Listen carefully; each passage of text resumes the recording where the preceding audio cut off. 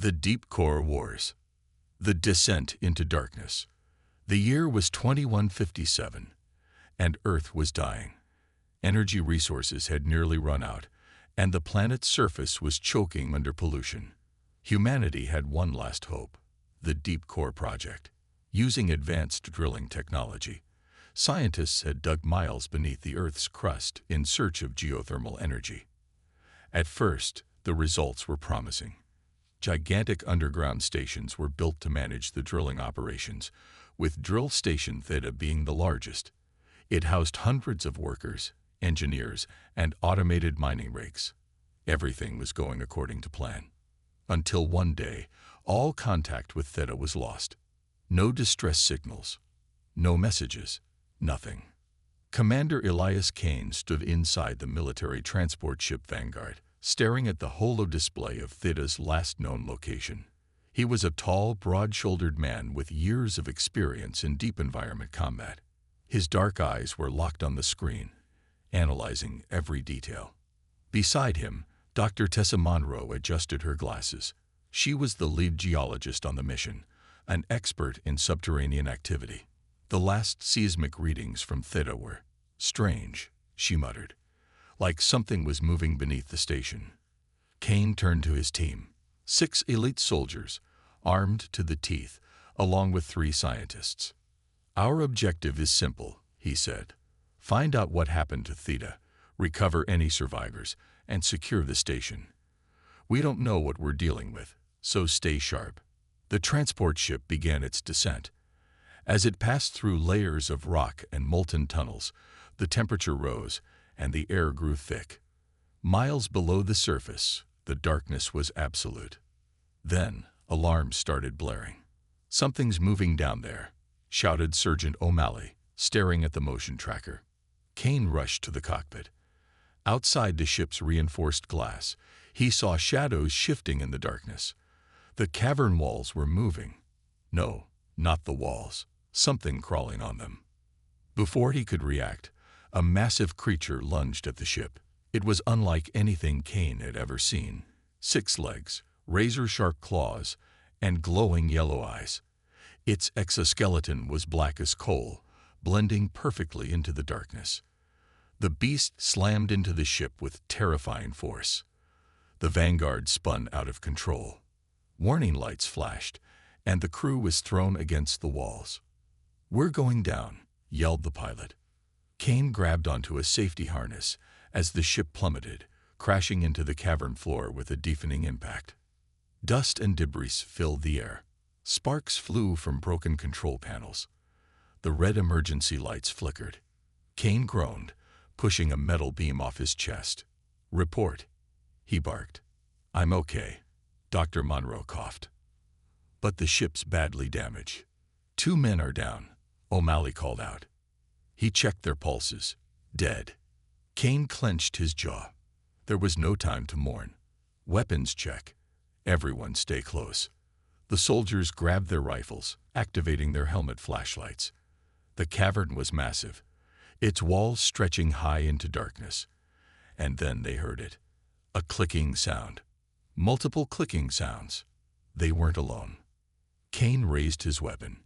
"Stay together. Move out." As the team stepped into the abyss, something watched them from the shadows. Something ancient. And it was hungry. The hollow abyss.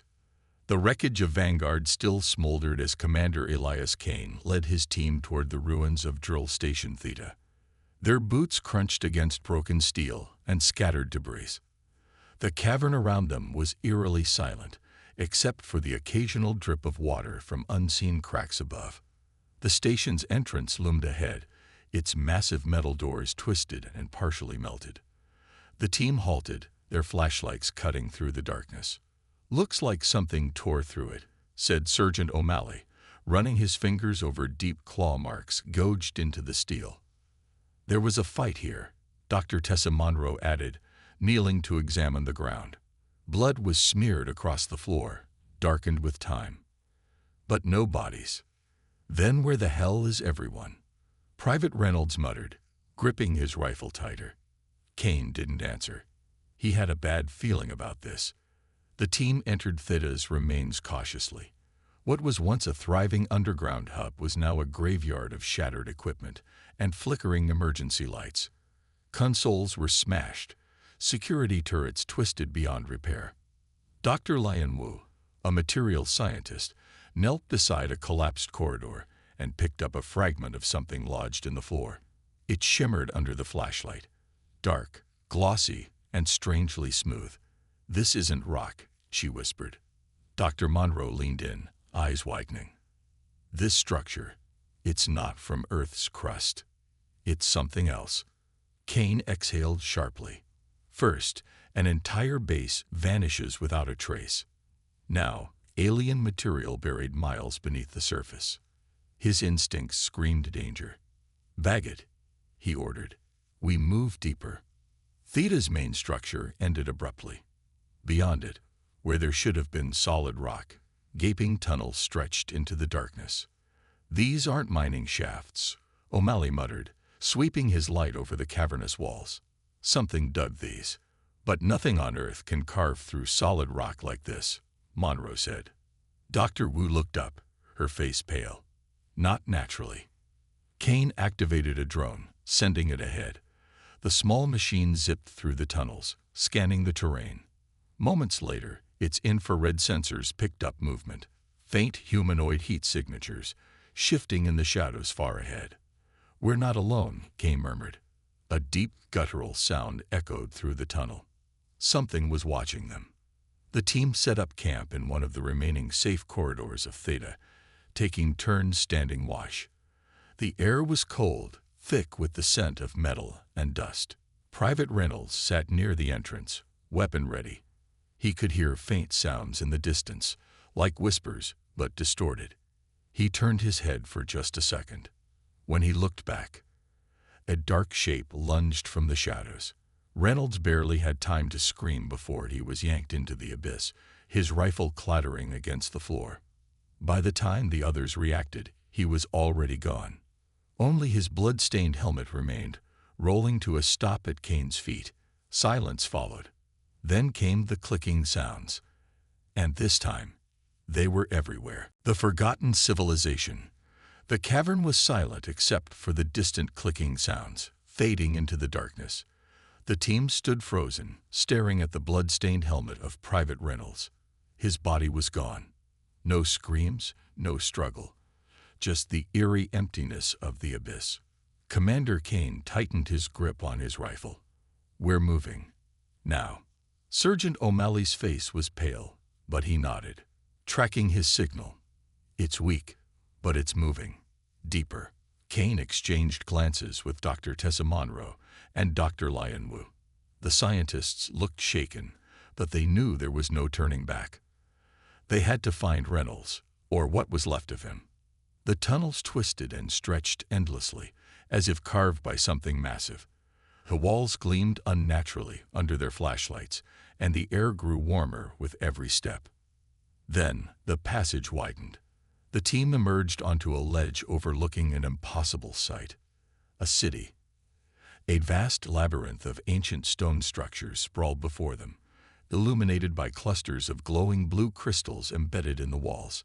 Towering pillars stood cracked and crumbling, and massive stone archways led into shadowed alleyways. "What the hell is this?" whispered O'Malley. Dr. Monroe's breath caught in her throat. This isn't natural. This was built." Kane scanned the ruins. By who? No one answered, because that was when they saw it. Carved into the city walls were murals, faded, cracked, but still visible. They depicted figures, humanoid, dressed in robes, their arms raised toward the sky. Others showed them fighting against monstrous shapes, creatures with long claws and hollow eyes. Then Monroe gasped, "No, this isn't possible." Kane turned to her. "What?" She stepped closer to one of the carvings, brushing dust off an inscription. The letters were ancient, but unmistakable. English, or at least something very close to it. Dr. Wu joined her, adjusting her glasses in disbelief. These were humans. Kane's mind reeled. You're saying humans live down here, before us. Dr. Monroe's voice trembled. Not just lived. They were here first. O'Malley swore under his breath. It didn't make sense. History recorded humanity's rise on the surface, not underground. Yet the evidence was right in front of them. Dr. Wu activated a damaged console nearby. A flickering hologram appeared, distorted, broken, but audible. A voice echoed through the chamber, ancient and weary. They came from below. We fought. We ran. But they never stopped. We had no choice. The last of us fled to the surface. But some never made it out. The message ended in static. Monroe turned pale. Something wiped them out. A deep, guttural rumble shook the city. The ground beneath them trembled. Stones cracked and crumbled. Dust rained from the ceiling. Something was coming. Something that had never left. The swarm below. The rumbling grew louder. The ground beneath their feet trembled like a living thing. Dust rained from the ancient stone structures, and cracks spread across the cavern walls. Move. Now. Kane barked, gripping his rifle tighter. The team sprinted across the ruins, leaping over broken pillars and shattered remains of a civilization long forgotten. The blue crystals lining the walls flickered, their eerie glow barely illuminating the darkness. Then the first scream echoed. Sergeant O'Malley turned, his flashlight cutting through the dust-filled air. Something moved in the shadows. Something fast. A dark shape lunged from an alleyway, its limbs unnaturally long, its pale, featureless face twisting toward them. O'Malley fired. The creature screeched, recoiling as the bullets tore into its thin, sinewy body. But it didn't fall. It kept coming. And behind it, dozens of others emerged from the darkness. The creatures moved like a tidal wave, their clawed hands scraping against the stone as they charged forward. Their heads twitched erratically, sensing the heat and movement of the intruders. "They're blind," Dr. Monroe shouted. "But they can hear us," Dr. Wu added, her voice shaking. Kane didn't need a scientist to tell him that. The creatures were zeroing in on their sounds, each gunshot and footstep drawing them closer. O'Malley tossed a grenade. Fire in the hole. The explosion lit up the ruins for a split second, just long enough for the team to see what they were up against. Hundreds of them.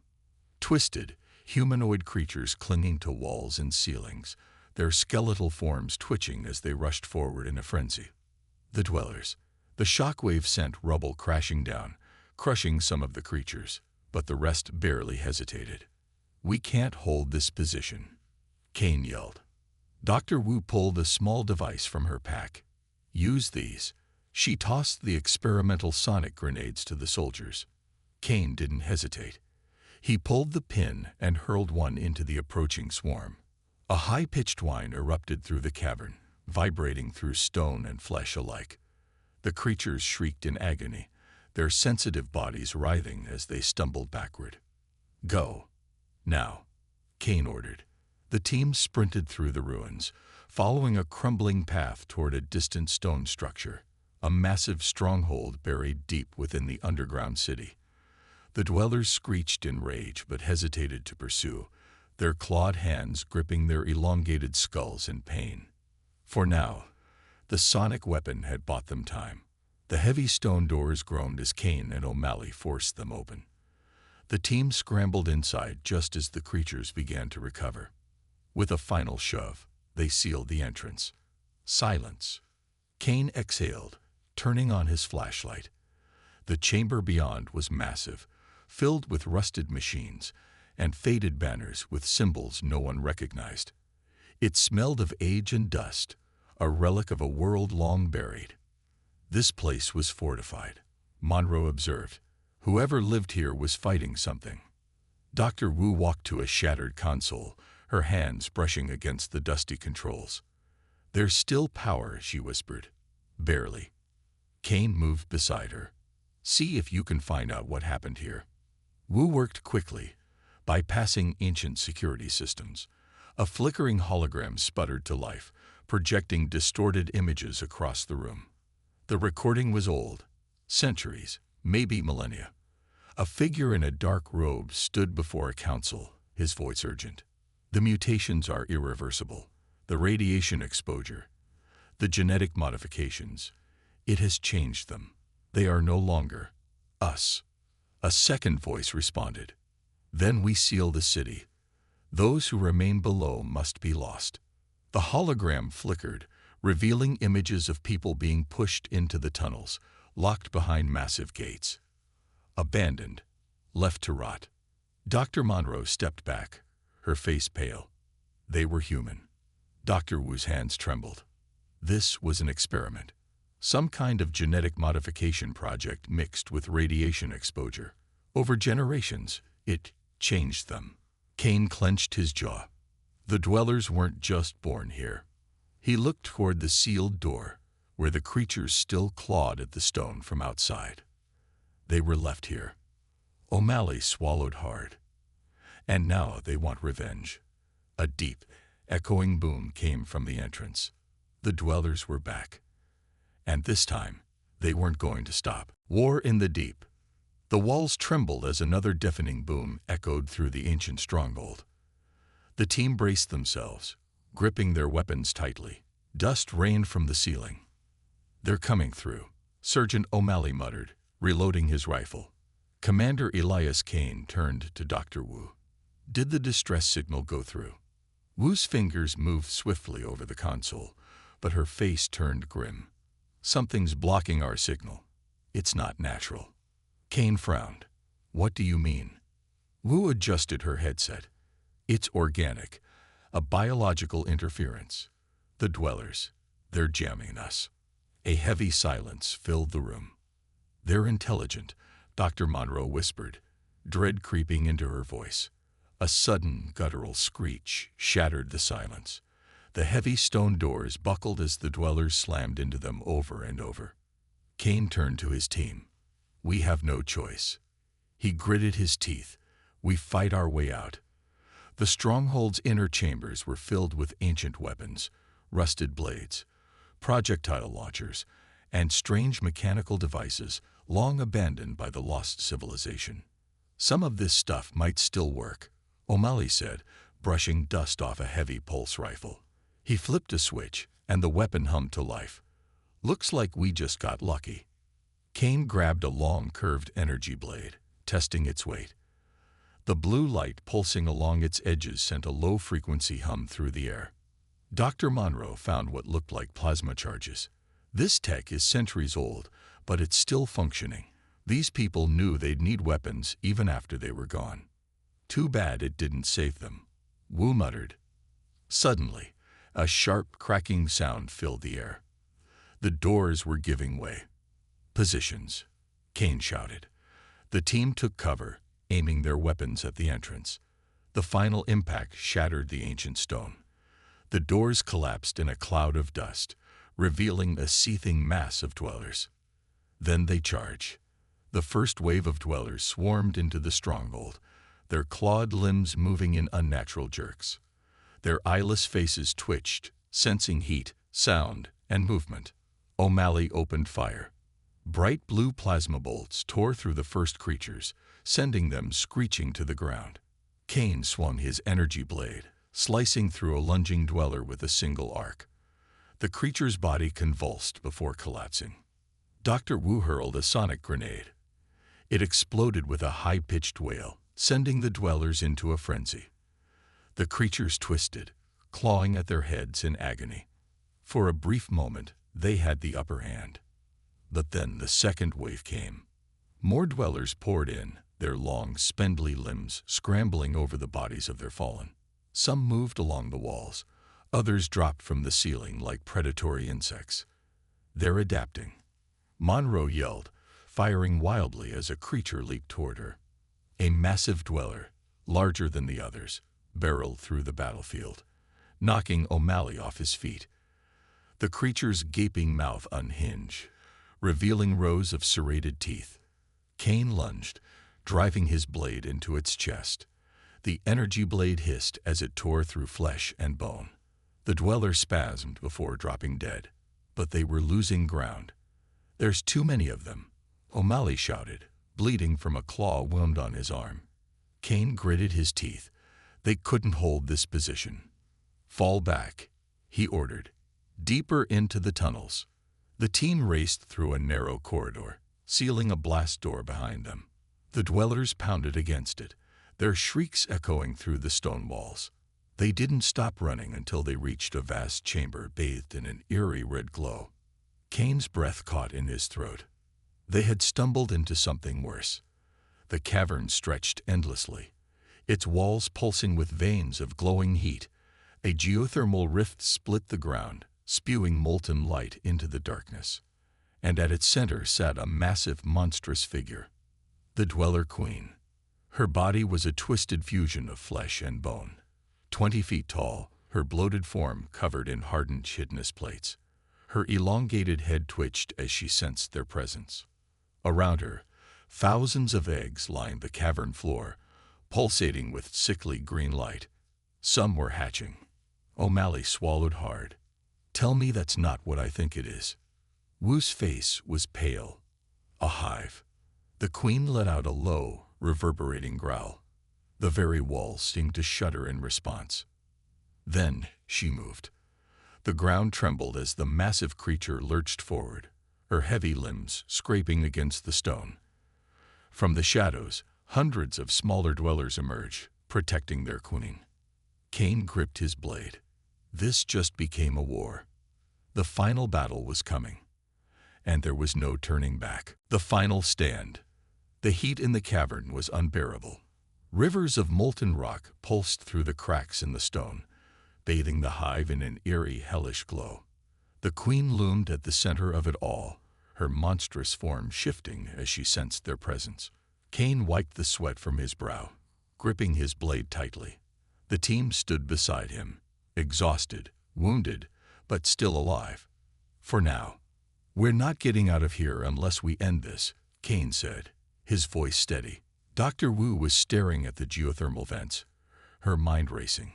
"If we overload the thermal pressure, we can cause a controlled eruption." Kane frowned. "How controlled?" Wu hesitated. "Enough to collapse the hive and bury the queen." "And us?" O'Malley asked, tightening his grip on his rifle. "If we time it right, we can escape through the upper tunnels before the explosion." Kane nodded.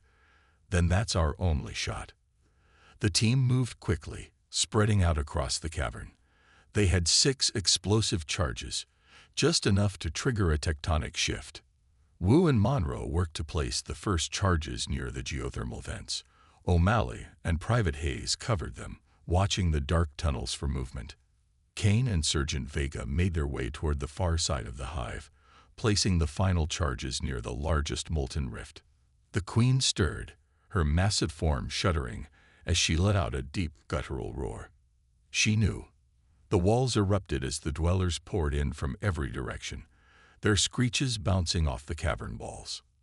"They're coming," O'Malley shouted, opening fire. Kane spun, slicing through a lunging dweller with his blade. The energy weapon hissed as it cut through flesh and bone. Wu activated the first charge. A deep rumble shook the ground beneath them. "We need to set the rest before they overrun us," she yelled. Monroe finished planting the second charge, but a dweller tackled her from the side. She screamed as it clawed into her chest, blood spraying across the stone. O'Malley shot it down, but it was too late. "Keep moving," Kane shouted. One by one, they fell. Vega was dragged into the darkness, his screams cut short. Hayes detonated a sonic grenade, buying time for Wu to finish setting the last charge, but a massive dweller crushed him before he could run. Kane covered Wu as she sprinted to the console. The detonator was ready. But the queen was moving. She charged, her massive form crashing through her own nest, her monstrous screech shaking the cavern. Kane knew what had to be done. "Get out of here," he ordered. Wu hesitated. "Kane." "Go." She nodded, eyes filled with pain, and ran toward the upper tunnel. The queen lunged. Kane rolled aside, slashing at her massive leg. The blade barely cut through her thick armor. The dwellers swarmed, But Cain fought like a man with nothing to lose. He cut them down, his blade flashing in the molten light. His rifle blasted holes through their bodies. He threw grenades, sending fire through the nest. But there were too many. His armor was torn, blood dripping from a dozen wounds. His breathing was ragged. The queen roared, lifting her massive claws to strike. Cain looked at the detonator in his hand. He smiled. Then he pressed the button. The explosion was instant. The geothermal vents ruptured, sending a shockwave through the entire cavern. The molten rock burst from the cracks, consuming the queen's nest in a firestorm. The tunnels collapsed, sealing the hive forever. Dr. Wu barely made it out. She collapsed on the ground as the earthquake rumbled beneath her. She turned, looking at the ruined entrance of the tunnels. There was nothing left. No way back. No survivors. Cain was gone. She closed her eyes, whispering a silent prayer. The war in the deep was over. But at what cost? The survivors and the truth. The surface air was shockingly cold. Dr. Wu gasped as she stumbled out of the tunnel's shattered entrance. The mountain winds howled around her, carrying the scent of damp earth and freedom. But there was no joy in her heart, only a deep, aching loss. She turned back to the ruins behind her. There was no way down now. No way to retrieve the dead. No way to reach Cain. They were gone. Only 4 had survived.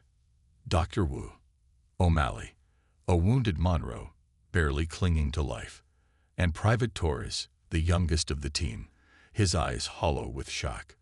They had fought through hell, lost everything, and somehow made it out alive. But as Wu looked at her data tablet, she knew the fight wasn't over. She had proof. Not just of the dwellers. Not just of the lost civilization buried beneath the surface. She had proof of something even greater, something no one was ready to hear. It didn't take long for the government to respond. A classified cleanup team arrived within hours, dressed in dark hazmat suits. They sealed off the area, blocking all access to the tunnels. Satellites were redirected. News was controlled. The public was told that a geological collapse had occurred. An unfortunate but natural event. Wu and the survivors were detained, questioned for days in a cold underground bunker. "What did you see?" a suited man asked her. Wu stared at him. She knew the truth wouldn't matter. "A cave-in," she said. "A natural disaster." The man studied her for a long moment, then nodded. "Good." With that, the incident was erased. There would be no records, no memorials, no acknowledgement of the team that had fought and died in the dark. It was as if the deep core wars had never happened. But Wu wasn't done.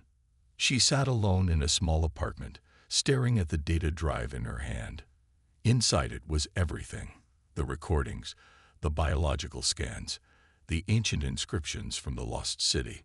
More than that, it held the greatest truth of all. Humanity had not originated on the surface. They had been driven there. Something had forced their ancestors to flee, to abandon their underground cities and start over in the light of the sun. But not everyone had made it out. Some had stayed behind. Some had become the dwellers. Wu took a deep breath and inserted the drive into her computer. With a few keystrokes, she uploaded it to the world. It was time for the truth to be known. Far below, in the depths beyond the collapsed tunnels, something stirred. Not the dwellers, not the queen. Something older, something that had waited. And now, as the dust settled and the flames cooled, it opened its eyes. The war was not over. It was just beginning.